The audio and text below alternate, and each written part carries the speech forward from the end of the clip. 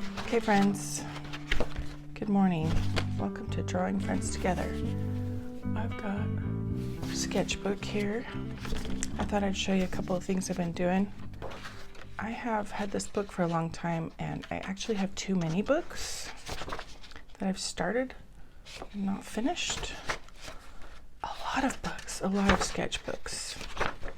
They say not to buy a nice sketchbook because it'll be too intimidating to draw in. So scuff it up, let it get dirty, carry it around, things like that.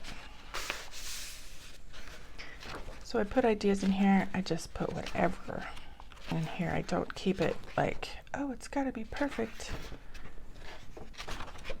because this is just development. This is research and development right here.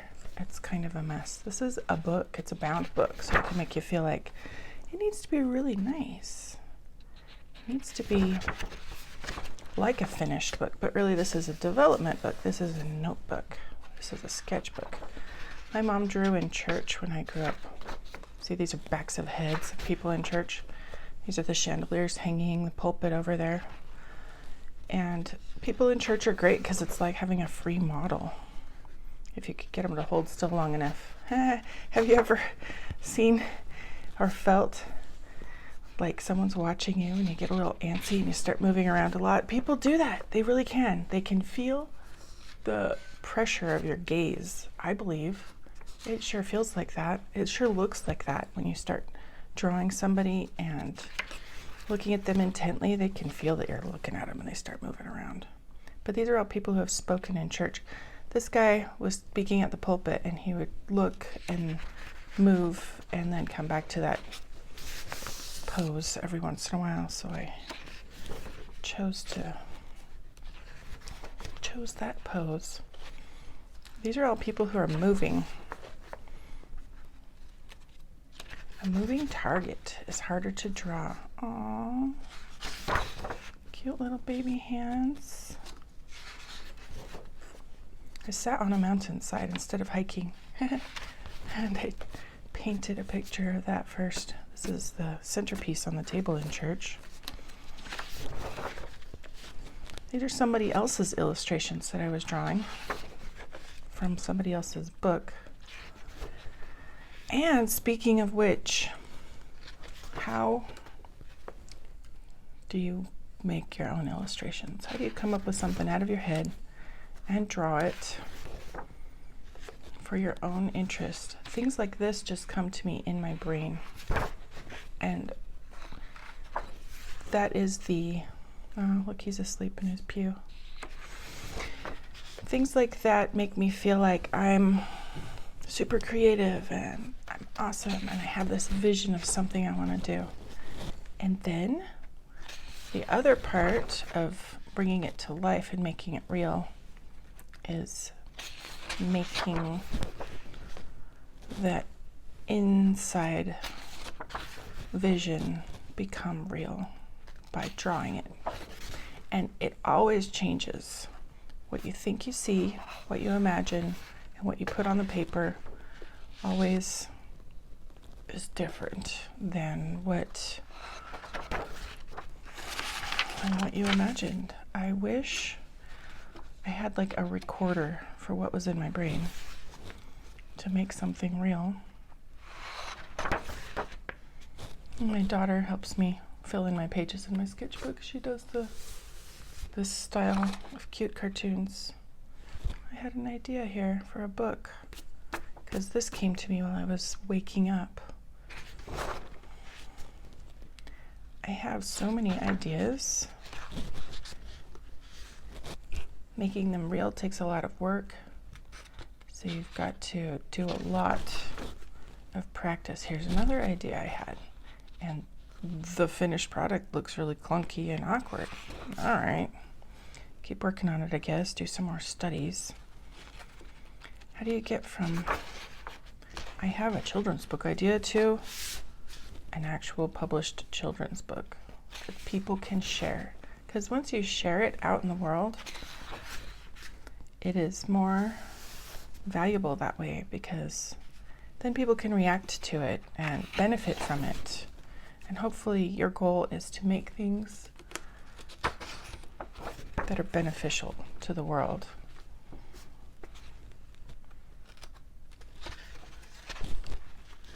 I want to help the world. Do you? I do. I want to increase the amount of happiness. I made this. I came up with that idea. I drew it from my mind. I feel like I'm getting a little closer. I drew people who are talking in general conference, and the choir members are on the screen for only a second. So I tried in 2 or 3 seconds to draw a little face or a profile of somebody. And this speaker, this mournful countenance, this earnest expression. He has a great nose right there. Oh, he's so sweet, this speaker here. I liked him a lot. And he was fun to draw. He ended up looking like a movie actor. He's a little older than this drawing shows. And he looks so young and handsome. And he's got that intense look. As people age, you learn things about human anatomy, like the shoulders hunch, and the eyes don't open as much, and the face wrinkles droop more. Let's see, my daughter's feet resting on the table. And I think this is the page I'm on. I was gonna draw this picture of a tiny kid. That's actually my dad. This is his innocent phase. We all have innocent phases, right? Of childhood. Children are innocent and pure, and then life happens to them, happens to us all. And they're the best people in the world. They haven't done anything wrong. And they're the happiness in this world. Children are the happiness. And I believe in innocence and beauty. And it's our choices that make us lose that, or the choices of other people's. We lose our innocence. I can almost not see this. This is so small. I was thinking of blowing it up. Make it bigger so I could even see it better. Let's try that. Ooh, I get to practice some art. I'm gonna go make a video. I don't know why that makes me so excited, but it does. So I'm gonna keep doing it. Whatever gets you going, you should keep doing it. It's a teddy bear. I could not even tell that was a teddy bear. All right, let's give that a try. Okay, so that's about the size of the head right there. Let's see what we can do with that.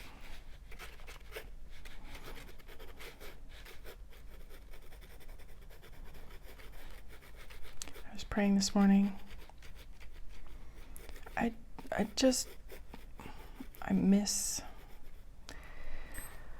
I hope,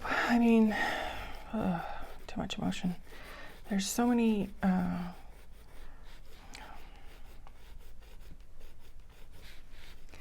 my dad grew up on a farm in Michigan, and he has 5 kids with my mom, who is a wonderful mother. And my dad wanted to be better. At some point, he decided to get baptized, and his mother is a faithful woman, my grandmother. And grandma tried to raise her kids so that they believed in God. And her husband, my grandfather, Harold, I guess, didn't really care to attend church. So she didn't maybe have the support she needed in order to raise her kids. believing in God, and not just believing in God, but doing the work it takes to be a Christian. And you can see in their lives that the people who managed to apply more faith to their lives had a better life. They had fewer problems in their marriage. They had fewer disasters, relationships, and their kids turned out better, because kids need a reason. They need structure. They need to understand what is right and wrong, and also why it's right and wrong. And not just understanding, they need to feel it and see how it works in the lives of their parents. And that example helps them see how to apply it in their own lives, so they can be happy. Okay, this is like too much. I was trying to make sure I didn't make that same mistake, but now I've got too much. It's okay, I can change it. It's just pencil, right? So my dad, he's not a faithful person now, because he's fallen into some sins that he doesn't know how to give up. The process of giving up sin takes so much faith. Faith that God is there, faith that you should repent, faith that he'll help you get rid of it out of your life, faith to apply the atonement so you can feel forgiven, faith. And faith is a spiritual gift, so if you put that work in, I think that's too big of teeth. If you put the work in to do the repentance and having faith in Jesus so that he'll help you, you can get the benefits of being a Christian, being a believer in Jesus. Anyway, I'm talking about this because my dad lost his faith through sin, and sin destroys your faith, even if you had faith at some point. So the fallout of all that was my mom got tired of all the abuse, and I think my dad's also mentally ill. There's like reasons for all of this, and I don't know all the reasons. When I was a kid, I wanted to know what's wrong with my dad. Why is he mean? Why is he crazy, or is he just bad? Oh, there's a mixture of that going on. But I don't really have to figure it all out or judge him. The Lord can figure that out. But those are hard questions. You want to know why. Yeah, people like to know why, don't they? So while you're trying to heal from stuff like that and explore questions, might as well just draw it out. See what happens while you're thinking. This is good for me, because what could I do? I can't talk to my dad because he doesn't want to be talked to. So I'll just draw him. How much cheek do we have here? I'm not sure why I'm not getting this correctly. Oh well, I'll go with it. Okay, maybe it goes this way. Maybe you can tell and I can't yet what's wrong with my drawing.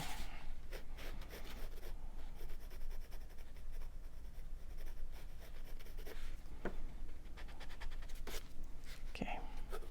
So anyway, this is like Lost Innocence. I want to make a book about a kid who's different and struggles, but doesn't know why he's different and struggles. I guess, that's a big, heavy, emotional subject to work on. Does this even look like my dad? Later in life, he's a handsome guy. I wonder what he's wearing here. Is this like Sunday clothes? He's holding this bear. This is a very ugly toy. Maybe he was happy with it. Maybe he was only happy with it for the moment. I think this is an ear, and that's...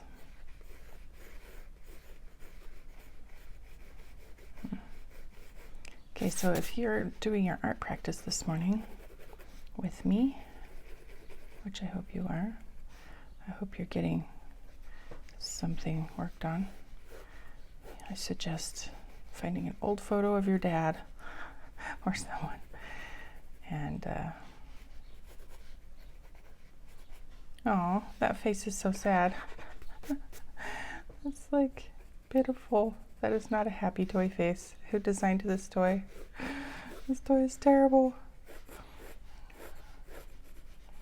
It looks very old-fashioned, doesn't it? That's what it looks like to me. I think there's a ribbon right there. This is an old photo with not a lot of... What is this? That's the arm. Okay. And his hand is right here holding on. He was 22 months old in this picture.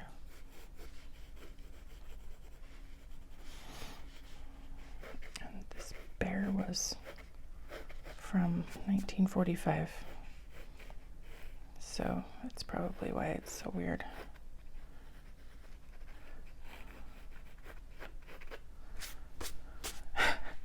This thing is not the focus of the picture. This is the focus of the picture, the kid, not the ugly toy. I should make the toy less ugly so it doesn't make you stop and say, what? Why do I have to, what's wrong with this? Yeah. Healing does come, right? I'm sure that if healing comes, it comes because of the Savior, because what else heals? Nothing else heals permanently. I mean, you can temporarily forget something by drowning your sorrows in whatever, entertainment or something.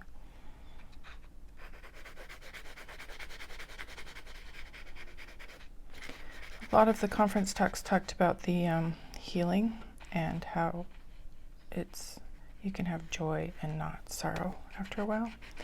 And I was comparing that to my grief of losing my baby and how that grief has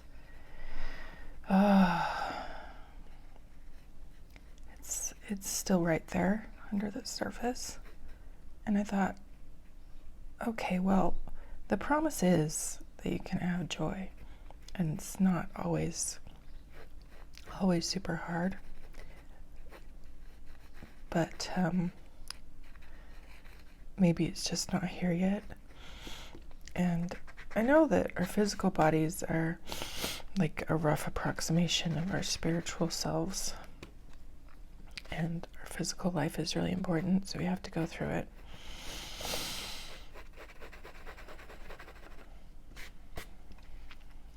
So I guess we gotta just do it, and the pain and the suffering is for a good purpose. It's not just so that we can suffer and there's no other reason. My grandpa, his dad, acted like he didn't have faith, but right there at the end of his life, he had a head injury. He whacked his head on the vise or something in the garage, and he was bleeding out and having problems, and his rural hospital was lame, and they did not get on top of his injury very fast. Of course, he was 80-something years old, and so when he died, it wasn't, I mean, it is a loss because that person is valuable no matter how old they are, but you kind of expect that old people are going to leave, so they're going to die and you're going to have to just say goodbye at some point. But it's always sad when people die, and it's hard how people die. What do people do when they have some kind of traumatic death experience?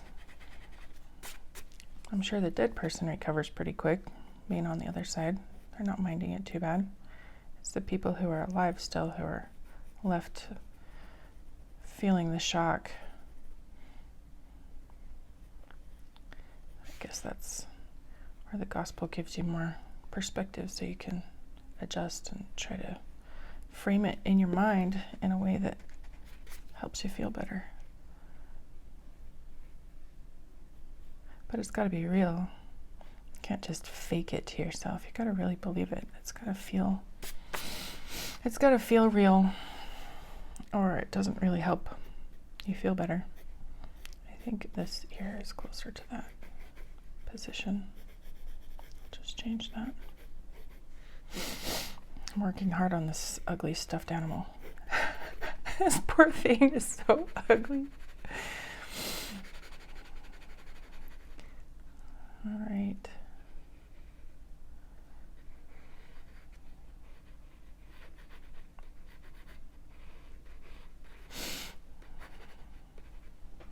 Okay, I'm not doing the black coat in the background up against the black teddy bear because you can't see it in the first place. No need to recreate that difficulty.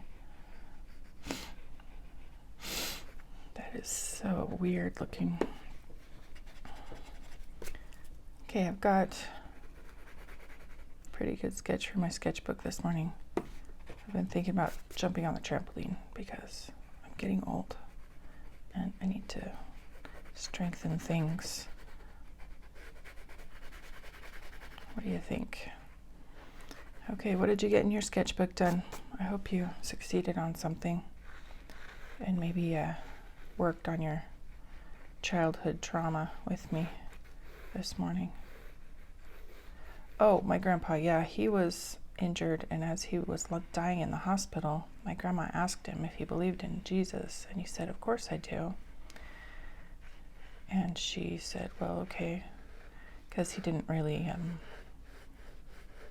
talk about that during his life very much. He had his own issues. He had his own griefs and wondered why was there injustice and death and innocence was hurt.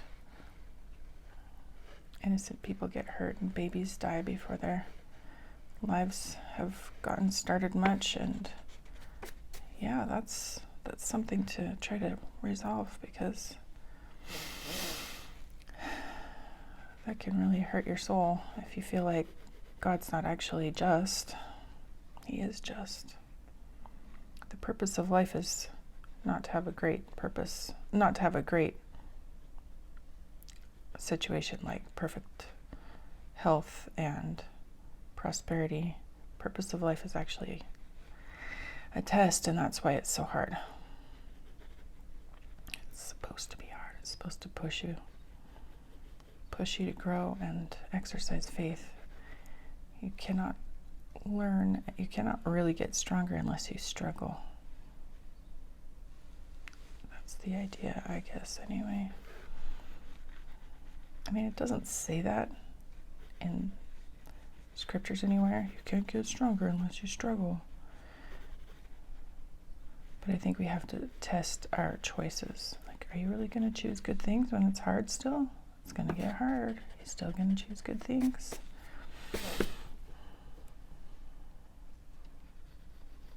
So I hope my dad repents before he dies so that we can have a happy reunion. I want to forgive. I pray for my enemies. That helps me. I don't know if it helps him, but I also hope it helps him.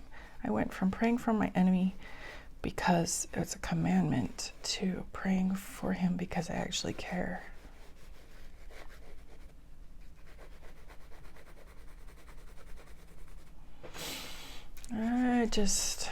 I want a happy family.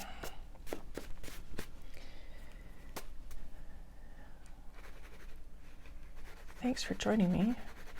That was kind of a heavy subject today, but I hope that was okay anyway. You're a good person. All the good things you're trying to accomplish in your life, hopefully make a good impact and difference in the world for the people who need you. Need you to be good to them, and you need them to be good to you. That goodness comes from the Lord, and if you need more of it, He's got more. And He'll help you get more.